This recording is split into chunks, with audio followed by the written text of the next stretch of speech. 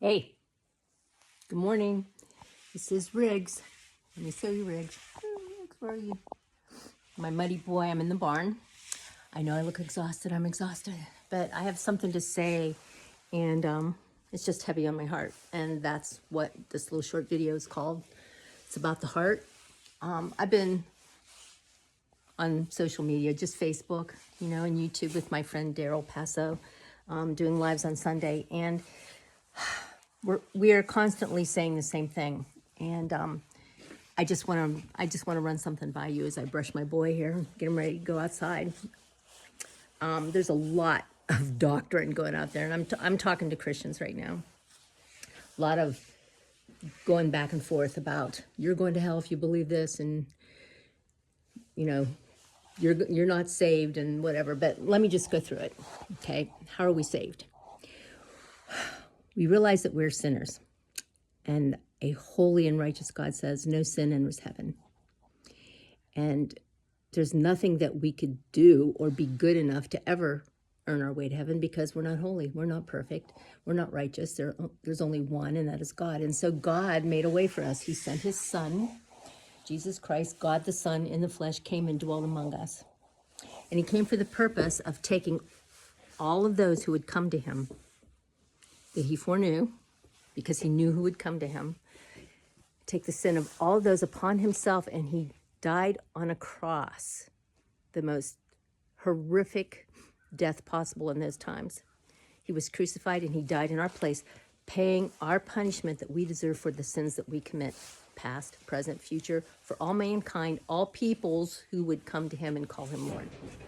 So that when we believe that he did that for us, we confess him as Lord and believe in our heart that God raised him from the dead 3 days later, we are saved.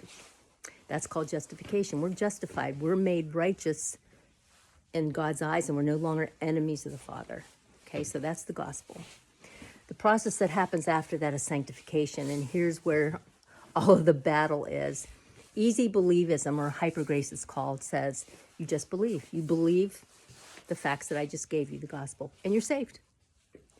And anything that you do, like obedience or being having a servant's heart, or trying not to sin, that's backloading works and you're going to hell. You're being arrogant. That's what they believe. Then you have the religious people who say, oh my gosh, I got to get myself ready. I got to get myself good. I got to get myself better to be saved, because they don't really actually believe that when Jesus said it is finished on the cross that he meant it. Okay, there's no more sacrifice for sin. So they do, and they do, and they do, not only to get saved, but afterwards they do, and they do, and they do, because they're never really sure if they're going to have salvation, or if they do, if they're going to be able to keep it.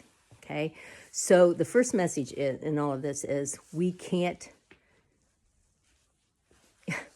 lose our salvation because we did nothing to earn it. We're only saved by the grace of God, by what he did on that cross, by our belief in what he did for us. We're saved by his death on the cross, his burial, his resurrection on our behalf. And that's what we believe. But the conflict is after. So for me, the difference between me now at 77 and the day I got saved at 67, 10 years ago, is that is surrender. I mean, I believed in Jesus. I thought I was a good person. I was living my life and I was doing everything contrary to what Jesus said in his word. Everything. And the day I realized that, I went, oh my gosh, I am such an awful person. Please change me. Please make me who you want me to be. I didn't know that I was so bad. And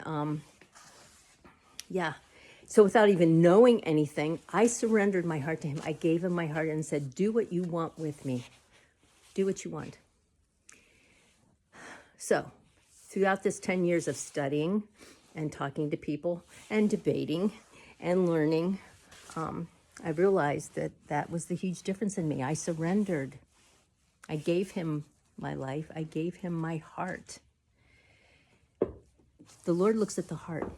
Man looks at the outward appearance, but the Lord looks at the heart. The heart is deceitful above all things. It's terrifyingly wicked. And the Lord sees our heart in all of our actions. So you say that you're saved. You say that you believe. What happens then? What's your course of action? Not to do works to keep your salvation. Not to do, as the religious people do, more stuff to get it. Not only keep it, but to get it. Your course of action should be from a place of, Lord, you are my Lord. I confess you as my Lord. What do you want me to do for you? Change me. You change me, because I don't have the capability of doing it. I know I sin constantly from the time I get up to the time I go to bed. It's a sin of omission. I should have done something. Sin of commission. I did something. Sins that I don't even realize. Sins that I kind of like and I'm going to keep doing. And then, you know, you wonder how many sins are too many? What was enough? What was the one that threw me over the edge and I've lost my salvation? And the truth is, it's not about that. The truth is, we try our best to walk according to what he wants us to do, not because we're working for our salvation, but because he worked out our salvation for us. And now we walk it out. And knowing that it's a heart matter and that he's looking at our heart, you know, it is about relationship. It is. It's not about what we do. It's about who we love, and who we love because he first loved us. Right, Riggs? So, it's about your heart. And you're never going to stop sinning. But the fact that you want to because you love him means everything. Don't try to not sin because you're afraid of going to hell. You know? Try every day to walk in obedience because you love him, because he first loved you. Have a good day. Bye.